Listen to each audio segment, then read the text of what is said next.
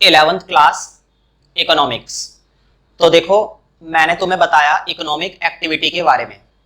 Economic activity उसे कहते हैं जिसका कनेक्शन कैसे रिसोर्सेज से होता है, जिसका कनेक्शन हमेशा ऐसे रिसोर्सेज से होता है जो रिसोर्सेज कैसे होते हैं, स्कार्स। और मुझे बताओ, हर एक रिसोर्स कैसा होता है? क्या दुनिया में कोई ऐसा रिसोर्स है जो अनलिमिटेड है? अनलिमिटेड दुनिया में कुछ नहीं है भगवान को छोड़कर। समझ रहे हो उस चीज को? अनलिमिटेड अगर इस दुनिया में कुछ है तो वो क्या है? भगवान। उसके अलावा कुछ भी अनलिमिटेड नहीं है। और रिसोर्सेज तो कभी भी अनलिमिटेड नहीं होते। Resources are always scarce. और रिसोर्सेज स्कार्स हैं और उन रिसोर्सेज का इस्तेमाल करके हम अलग अलग तरह की इकोनॉमिक एक्टिविटी करते रहते हैं, जिसके बारे में मैंने कुछ बातें बता दी थी कि किसे इकोनॉमिक एक्टिविटी कहते हैं।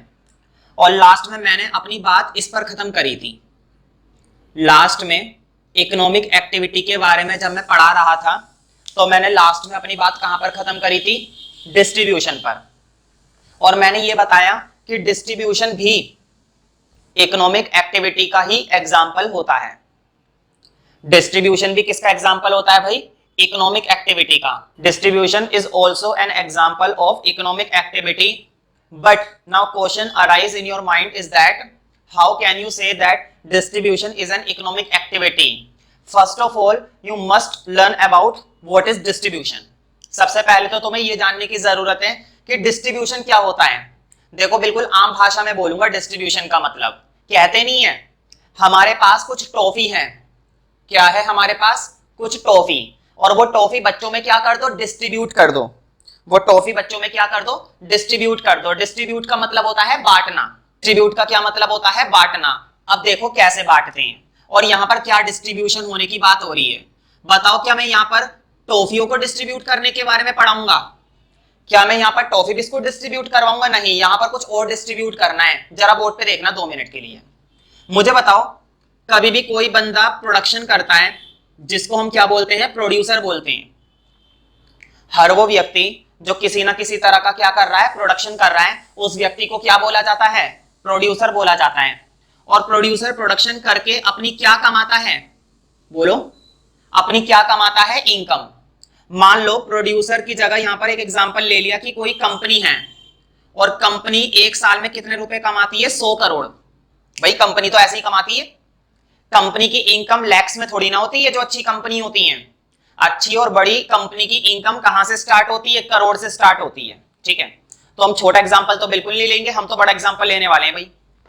तो मान लो एक कंपनी 100 करोड़ रुपए कमाती है। और मुझे बताओ, ये 100 करोड़ जब कंपनी कमा रही है तो उसने ना फैक्ट्री खोल रखी होगी, मतलब कि लैंड का इस्तेमाल करती है।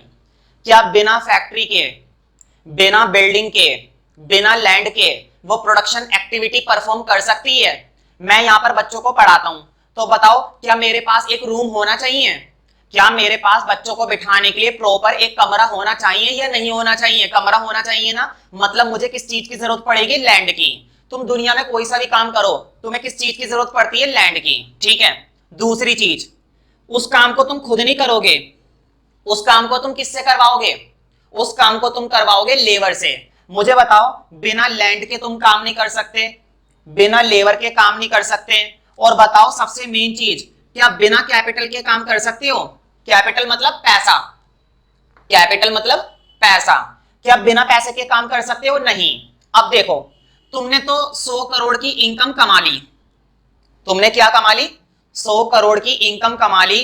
अब तुम्हारी जिम्मेदारी बनती है कि 100 करोड़ की इनकम में से कुछ हिस्सा, 100 करोड़ की इनकम में से कुछ हिस्सा मैं लैंड वालों को रेंट की फॉर्म में दे दूं। बताओ, देना पड़ेगा ना। बताओ, जो व्यक्ति पैसा कमाता है क्या वो उस पैसे का खर्चा अपना कर्ज चुकाने में नहीं करेगा? क्या लैंड के बदले उसे रेंट देना पड़ेगा या नहीं देना पड़ेगा? मान लो एक कोचिंग सेंटर खोला और उस कोचिंग सेंटर से एक बंदा खूब पैसे कमाता है। एक कोचिंग सेंटर खोला और खूब पैसे कमाता है, और जो पैसे वो कमाता है उससे वो कमरे का क्या दिया करेगा? किराया दिया करेगा। ठीक है। अब मुझे बताओ, तुमने 100 करोड़ की इनकम कमाई, क्या तुम उसी में से लेबर को वेजेस नहीं पेड करोगे? बताओ, लेबर को तुम्हें वेजेस देने पड़ेंगे या नहीं देने पड़ेंगे? वेजेस का मतलब होता है मजदूरी। लेबर तुम्हें मालूम है ना, क्या लेबर फ्री में काम करती है? देखो लेबर सस्ती होती है, मैं भी मानता हूं, लेकिन फ्री में तो काम नहीं करती। लेबर को बदले में क्या चाहिए होते हैं? वेजेस, मतलब कि पैसे। तो तुम्हें ये पैसे उनको देने पड़ेंगे। और कैपिटल के बदले क्या मिलता है? कैपिटल के बदले मिलता है इंटरेस्ट। सुना है? ब्याज। क्या बोलते हैं इसको? ब्याज बोलते हैं। एक एग्जांपल सुनो, तुम अगर अपना पैसा बैंक में जमा करवाते हो, अगर तुम अपना पैसा बैंक में जमा कराते हो, तो बताओ बैंक वाले तुम्हें बदले में इंटरेस्ट देते हैं या नहीं देते हैं? इंटरेस्ट देते हैं ना। और वही पैसा अगर तुमने धंधे में लगाया, तो धंधे से तुम्हें बदले में क्या मिलना चाहिए? इंटरेस्ट मिलना चाहिए। इसका मतलब ये हुआ कि जो इनकम तुम कमा रहे हो ना, बोर्ड पे देखो, अब मेन बात आने वाली है, जो इनकम तुम कमा रहे हो उस इनकम को तुम्हें सही जगह डिस्ट्रीब्यूट करना पड़ेगा। जो इनकम तुम कमा रहे हो उस इनकम को तुम्हें सही जगह क्या करना पड़ेगा? डिस्ट्रीब्यूट करना पड़ेगा। जो इनकम तुम कमा रहे हो उस इनकम को तुम्हें सही जगह डिस्ट्रीब्यूट करना पड़ेगा।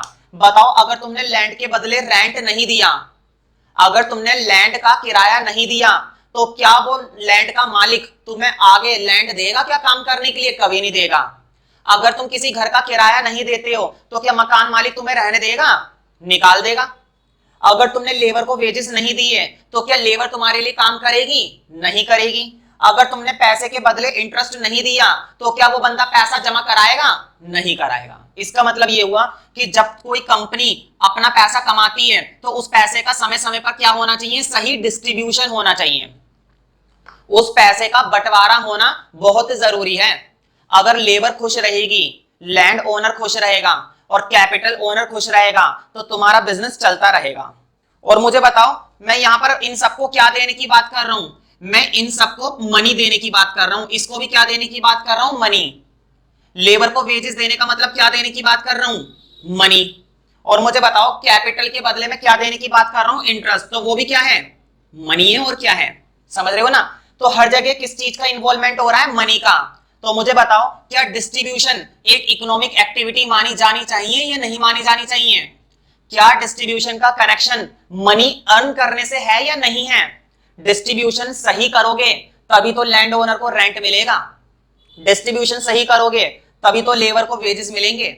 डिस्ट्रीब्यूशन सही करोगे और तभी कैपिटल के बदले क्या मिले करेगा? इंटरेस्ट। समझ रहे हो ना? तो डिस्ट्रीब्यूशन कहने का मतलब तुम अपनी इनकम का बंटवारा बिल्कुल ठीक करना। तुम अपनी फैक्ट्री में लेबर को भी खुश रखना। याद है, तुमने ये पिक्चरों में देखा होगा कि लेबर स्ट्राइक नहीं करने लग जाती, लेबर स्ट्राइक कर देती है। मुझे बताओ, जब लेबर के साथ गलत होगा, जब लेबर के साथ गलत होता है ना फैक्ट्री के अंदर, तो आज की डेट में सारी लेबर क्या करने लग जाती है? स्ट्राइक करने लग जाती है, फैक्ट्री को बंद तक करवा देती है। तो बताओ, फैक्ट्री बंद ना हो तो ध्यान रखना, बिल्कुल सही सही डिस्ट्रीब्यूशन करना। तुम तो 100 करोड़ कमा रहे हो, उनको भी तो कुछ कमाने का मौका दो। तुम तो 100 करोड़ कमा रहे हो, लैंड ओनर ने भी तो अपनी लैंड लगाई है। तुम तो 100 करोड़ कमा रहे हो, लोगों ने भी तो अपना पैसा लगाया है। इसलिए सभी को सही समय पर सही पैसे का डिस्ट्रीब्यूशन जरूरी है करना। समझ रहे हो इस चीज को? तो मैंने नंबर 1 पॉइंट में तुम लोगों को ये एक्सप्लेन करा दिया था, इकोनॉमिक एक्टिविटी, है ना। अब नंबर 2 पॉइंट लिखो उसी के नीचे, डिस्ट्रीब्यूशन। उम्मीद करता हूं तुम्हें डिस्ट्रीब्यूशन का मतलब समझ में आ गया। देखो, अपनी इनकम को सही जगह बांटना।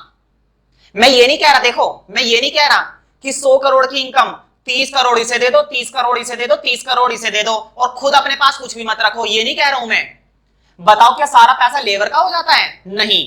क्या सारा पैसा लैंड वालों का हो जाता है? नहीं। लेकिन सारा नहीं देना है, उतना तो दो जितना देना चाहिए। समझ रहे हो इस चीज को? अब लिखो डिस्ट्रीब्यूशन में, as we know that production involves many factors, as we know that production involves many factors like land, many factors like land। मुझे बताओ, क्या बिना लैंड के प्रोडक्शन कर सकते हो? नहीं। क्या बिना लेबर के कर पाओगे? नहीं। क्या बिना पैसे के कोई भी प्रोडक्शन कर सकते हो? नहीं। ये सारे के सारे ना प्रोडक्शन के लिए बहुत जरूरी होते हैं। इन्हें बोला जाता है फैक्टर्स। फैक्टर्स का मतलब होता है जिनकी मदद से मैं क्या कर पा रहा हूं? प्रोडक्शन कर पा रहा हूं। जिनकी हेल्प लेकर मैं क्या कर सकता हूं? प्रोडक्शन कर सकता हूं। With the help of land और with the help of labour and with the help of capital, every producer can produce anything. एक प्रोड्यूसर कुछ भी बना सकता है अगर उसके पास ये तीनों फैक्टर्स होते हैं। देखो फैक्टर तो होते हैं, लेकिन फैक्टर की क्या देनी पड़ती है, कीमत देनी पड़ती है। बिना कीमत के कुछ होता है आजकल? आजकल तो तुम्हें हवा की भी कीमत देनी पड़ती है। समझ रहे हो कितनी गहराई वाली बात कर रहा हूं? तो लिखो, as we know that production involves many factors like land, labour, capital. Many factors like land, labour, capital. Land, labour, capital. तो बताओ कोई भी व्यक्ति अपनी लैंड फ्री में देगा? नहीं, बदले में क्या लेगा? रेंट। कोई भी व्यक्ति हमारी फैक्ट्री में आकर लेबर करेगा, मजदूरी करेगा, फ्री में करेगा? नहीं, बदले में क्या लेगा? वेजेस। कोई भी व्यक्ति अपना पैसा मुझे देगा बिजनेस में लगाने के लिए, फ्री में देगा, बदले में क्या लेगा? इंटरेस्ट। तो ये लिखवा रहा हूं, land, labour, capital etcetera. Hence income is generated from production activity. Hence income is generated from production activity must be distributed in the following manner. Income is generated from the production activity must be distributed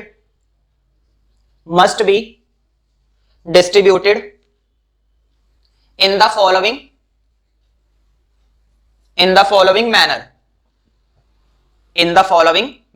देखो, income इतनी सारी, तुम्हारे मन में लालच आ गया कि मैं अपनी इनकम लैंड वालों को क्यों दूं, लेबर को क्यों दूं, कैपिटल वालों को क्यों दूं? मत दो। बताओ, अगर तुम उन्हें डिस्ट्रीब्यूशन नहीं दोगे इनकम का, तो क्या वो तुम्हें अपने फैक्टर्स देंगे लाकर? क्या लेबर तुम्हारे यहां पर काम करेगी? क्या लैंड ओनर तुम्हें आगे कभी लैंड देगा?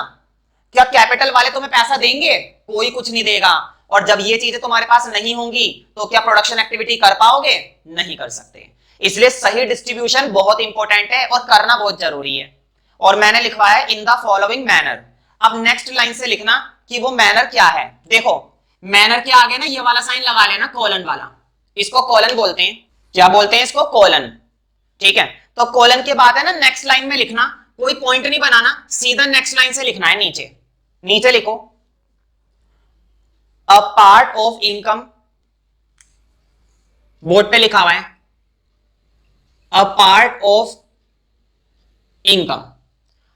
Of income will go to the land owners. Income का एक हिस्सा कहां पर जाएगा? लैंड ओनर के पास, है ना। अ पार्ट ऑफ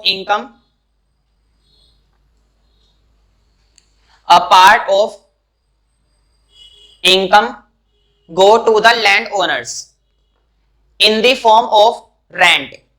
और किस फॉर्म में जाएगा? रेंट की फॉर्म में, in the form of rent.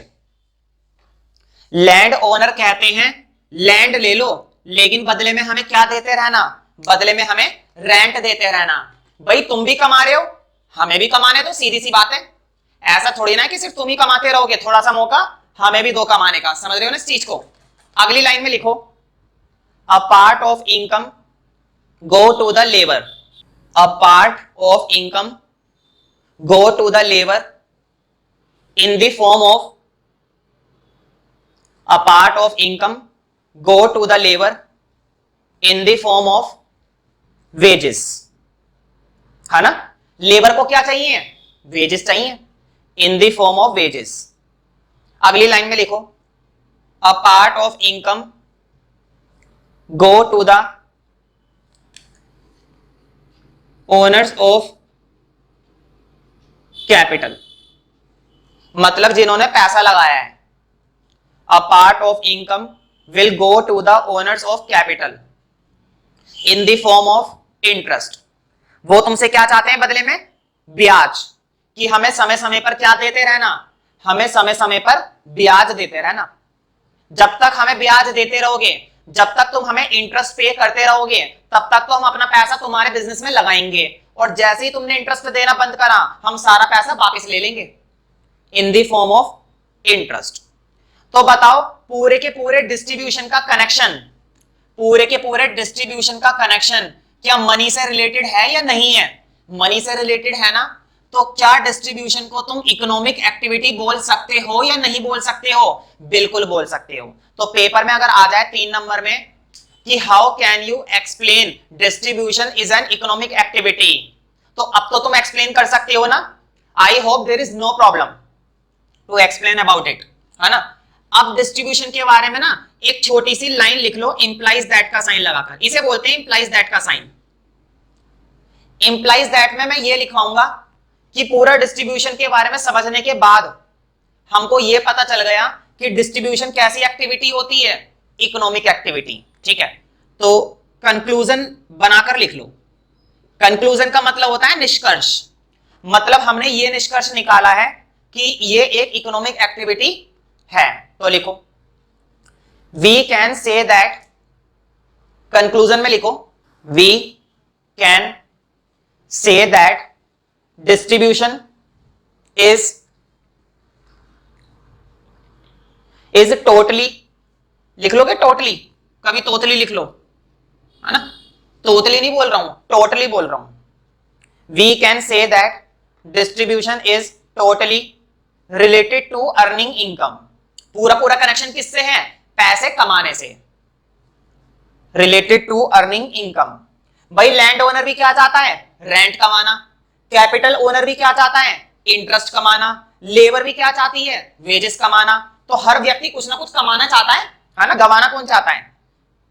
We can say that distribution is totally related to earning income, ठीक है। So it can be called economic activity, so it can be called economic activity. तो क्या हम इसको economic activity कह सकते हैं? बिल्कुल। सो it can be called economic activity, ठीक है। ये था सेकंड पॉइंट। अब हम करेंगे थर्ड पॉइंट। इकोनॉमिक एक्टिविटी की कहानी हो गई खत्म। अब हम बात करेंगे नॉन इकोनॉमिक एक्टिविटी के बारे में। और देखो नॉन इकोनॉमिक एक्टिविटी के बारे में भी मैंने पहले ही समझा दिया था, जहां पर हम कोई सा भी काम पैसा कमाने के लिए नहीं करते हैं, सेवा भाव से काम करते हैं। बताओ तुम्हारी मम्मी रोज बच्चों के लिए नाश्ता बनाती है स्कूल जाने से पहले, अपने हस्बैंड के लिए नाश्ता तैयार करती है काम पर जाने से पहले, आकर वो शाम के लिए तुम्हारे लिए खाना बनाकर रखती हैं। तो क्या उनका उद्देश्य ये होता है कि वो पैसा कमाना चाहती है? नहीं। It's all about love, care and affection. वो सिर्फ तुम्हारे लिए अच्छा करना चाहती हैं क्योंकि वो उनका काम है। तो वो कोई इकोनॉमिक एक्टिविटी नहीं कर रही, वो बेसिकली वो एक्टिविटी कर रही है जिसको इकोनॉमिक्स में बोला जाता है नॉन इकोनॉमिक एक्टिविटी, ठीक है। तो ज्यादा एक्सप्लेन नहीं करेंगे क्योंकि हमने ऑलरेडी कितना कर लिया है। तो नॉन इकोनॉमिक एक्टिविटी में सीधा लिखो those activities which do not have those activities which do not have an objective to earn profit। Board पे लिखा हुआ है अर्न मतलब कमाना। which do not have an objective to earn profit और मनी, ना तो हम मनी कमाते हैं ना कोई प्रॉफिट। और मनी किस तरह की एक्टिविटीज होती हैं, है ना, अर्न प्रॉफिट और मनी। लिखो such as social activities. Social activities मतलब जैसे कि मान लो तुमने सोचा तुम काफी पढ़े लिखे हो, मान लो हो नहीं, मुझे मालूम है नालायक हो तुम 1 नंबर के, लेकिन मेरे कहने से मान लो कि बहुत पढ़े लिखे हो।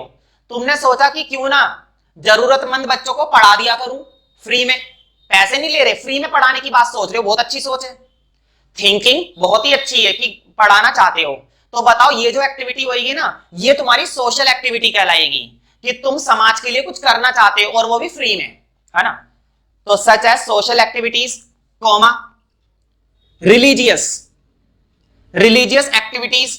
रिलीजियस तो समझते हो ना, मान लो तुमने मंदिर खोल रखा है छोटा सा। देखो वैसे तो हमारे हिंदुस्तान में मंदिरों से बहुत अच्छा पैसा आता है, साईं बाबा का मंदिर, बालाजी का मंदिर, है ना, ये बहुत बड़े बड़े मंदिर है जहां पर करोड़ों रुपए आते हैं। लेकिन क्या उनका ऑब्जेक्टिव ये होता है पैसा कमाना? नहीं, उनका ऑब्जेक्टिव ये बिल्कुल नहीं होता है। वो तो लोग अपनी श्रद्धा से देते हैं। बताओ देखो कितनी श्रद्धा है ना, ये काम बहुत बढ़िया है। तो लिखो social activities comma religious activities comma charitable activities. लिख लोगे चैरिटेबल? चलो लिख लो चैरिटेबल एक्टिविटीज। चैरिटेबल मतलब दान पुण्य, दान पुण्य कर देना। मान लो तुमने गरीबों में क्या दान कर दिया? ब्लैंकेट। गरीबों को ब्लैंकेट दान कर दिया, तो क्या गरीबों ने तुम्हें बदले में 100 रुपए दिए? नहीं। क्या तुमने 100 रुपए लेने के लिए उन्हें ब्लैंकेट दिया था? नहीं, है ना। तुम्हारा ऑब्जेक्टिव ये नहीं था कि बदले में पैसे मिले, तुम्हारा ऑब्जेक्टिव सिर्फ और सिर्फ क्या था? चैरिटी करना है, दान पुण्य करना है। Charitable activities comma parental activities, board पे लिखा हुआ है parental, parental activities etcetera, parental activities etcetera. Parental का मतलब होता है कि जो हमारे माता पिता हमारे लिए करते हैं। तुम्हारे पापा तुम्हारे लिए खिलौने लेकर आए खेलने के लिए, माना कि तुम लोग इतने छोटे नहीं हो कि खिलौनों से खेलोगे, मान लो एग्जांपल के तौर पर खिलौने लेकर आए, तो क्या उन्होंने कोई इकोनॉमिक एक्टिविटी करी है? नहीं, वो तो तुमसे प्यार करते हैं, तुम अच्छे से खेलो और एंजॉय करो, है ना, तो तुम्हारे लिए वो खिलौने ले आए। Parental activities etcetera. अब दो एग्जांपल लिखवा देता हूं, तो एग्जांपल है ना नेक्स्ट लाइन में लिखना, नीचे दो एग्जांपल लिखवाऊंगा, तो पहली लाइन में पहला एग्जांपल, दूसरी लाइन में दूसरा एग्जांपल लिखो। अगली लाइन में example, teaching by father, teaching by father to the children, teaching by father to the children मतलब पिता ने अपने बच्चों को पढ़ाया। बताओ घर पर मम्मी पापा होते हैं, कई बार क्या होता है छोटे बच्चों को ना माता पिता खुद ही पढ़ा लेते हैं, भाई पढ़ाना भी चाहिए, है ना। तो बताओ जब एक पिता अपने बच्चों को पढ़ा रहा है तो क्या वो पैसे कमाने के लिए पढ़ा रहा है? नहीं, वो तो सिर्फ अपने बच्चों की देखभाल कर रहा है। ये तो अच्छी बात है कि वो उनको पढ़ाता है ना। तो ये कोई इकोनॉमिक एक्टिविटी नहीं है, this is basically called non economic activity, that's all. Now you can write next example with the second line, उसी के नीचे दूसरी लाइन में दूसरा एग्जांपल लिखो। लिखो मान लो सड़क पर है ना कोई बूढ़ी औरत जा रही है, और तुम्हें मालूम है कि हमें बूढ़ों की सेवा करनी चाहिए, तो तुमने क्या करा? तुमने ना उसको रोड क्रॉस करने में मदद कर दी। एक बुढ़िया की, बुढ़िया तो समझते होंगे, बुढ़िया की तुमने क्रॉस करने में क्या करी? मदद करी। अब जब तुमने क्रॉस कर दिया, करवा दिया, तो बताओ क्या उनसे पैसे लोगे कि लाओ निकालो मेरे 100 रुपए, मैंने तुम्हें क्रॉस कराया? नहीं ना। देखो ये तो बस एक अच्छे नेचर की बात होती है कि आजकल के बच्चे बड़े बुजुर्गों की क्या कर दे? मदद कर दे, करनी भी चाहिए, ठीक है। तो लिखो helping old lady to cross the road, helping old lady, किसकी मदद करिए? ओल्ड लेडी की। Helping old lady to cross the, helping old lady to cross the road. क्या क्रॉस करा है? रोड क्रॉस करा है, टू क्रॉस द रोड, ठीक है। तो देखो जैसा कि तुम जानते हो हम स्टैटिस्टिक्स पढ़ रहे हैं, 11th क्लास की फर्स्ट बुक पढ़ रहे हैं इस समय, है ना। और जो चैप्टर 1 है वो हम इस समय पढ़ रहे हैं, और चैप्टर 1 के अंदर अभी तक मैंने जितनी भी बातें बताई, लग ही नहीं रहा था कि हम स्टैट्स पढ़ रहे हैं, सिर्फ और सिर्फ सारी बातें मैंने किसकी करी? इकोनॉमिक्स की। अब चैप्टर 1 में अगला जो हेडिंग आएगा, यहां से हमारा स्टैटिस्टिक्स स्टार्ट होता है। अब जो हम चैप्टर करेंगे ना आगे, मतलब जो टॉपिक करेंगे, अब स्टैट्स की शुरुआत होगी। तो अब इस चैप्टर का नेक्स्ट हेडिंग तुमको पुट करना है, जिसका नाम ही क्या है? जिसका नाम ही यही है, स्टैटिस्टिक्स। क्या नाम है अगले हेडिंग का? स्टैटिस्टिक्स। अब मैं तुम लोगों को बताऊंगा कि स्टैटिस्टिक्स किसे कहते हैं। हालांकि ऐसी बात नहीं है कि तुमने इसके बारे में पहले कभी नहीं सुना, मुझे मालूम है 9th क्लास 10th क्लास की मैथ्स में स्टैटिस्टिक्स का एक चैप्टर हुआ करता था, और जो बच्चे बहुत अच्छे से पढ़ते हैं उनको मालूम है, वैसे तो ये बात सभी को मालूम होती है। लेकिन इकोनॉमिक्स में ना हमें डीपली पढ़ना है। पहले तो एक चैप्टर पढ़ा था, अब पूरी बुक पढ़नी है, समझ रहे हो। चैप्टर पढ़ना अलग बात होती है और पूरी बुक पढ़ना अलग चीज होती है। तो अब तुम्हें बुक पढ़नी है, तो स्टैटिस्टिक्स को जरा ध्यान से समझना। देखो मैंने एक बच्चे से पूछा कि पढ़ने में कैसे हो, तुम्हारा पढ़ने में क्या हिसाब किताब है, तो उसने बोला मैं तो बहुत अच्छा पढ़ता हूं, मैं तो बहुत इंटेलिजेंट हूं, मेरे से तो बढ़कर दुनिया में कुछ नहीं है। मैंने बोला कितने मार्क्स आ जाते हैं? मार्क्स बता दो। कह रहा है मेरे मार्क्स आते हैं 50%। 50% में इतना बोल रहा है। मुझे एक बात बताओ, एक व्यक्ति कहता है कि मैं पढ़ने में मैं बहुत ही ज्यादा अच्छा हूं, और एक व्यक्ति कहता है कि मेरी परसेंटेज 50 है, तो बताओ कहां पर हमें ज्यादा बात सही लग रही है? जब उसने हमें परसेंटेज बताई। ऐसे तो मेरे लिए 90% बेस्ट है और किसी के लिए 50% बेस्ट है। तो जब तक परसेंटेज पता नहीं चलेगी तब तक तुम कैसे बताओगे कि वो सच में इंटेलिजेंट है या नहीं है। वो पहले से ही गाना गाया जा रहा था कि मैं पढ़ने में बहुत अच्छा हूं, मैं पढ़ने में बहुत अच्छा हूं। जब मैंने उसकी परसेंटेज पूछी तब मुझे पता चला कितना अच्छा है। समझ रहे हो इस चीज को? इसका मतलब ये हुआ कि पहले वो सिर्फ क्या बता रहा था मुझे, क्वालिटी, अच्छा या बुरा होना सिर्फ क्या होती है, क्वालिटी होती है। समझ रहे हो इस चीज को? जब कोई कहता है ना मैं पढ़ने में बहुत अच्छा हूं, क्वालिटी है।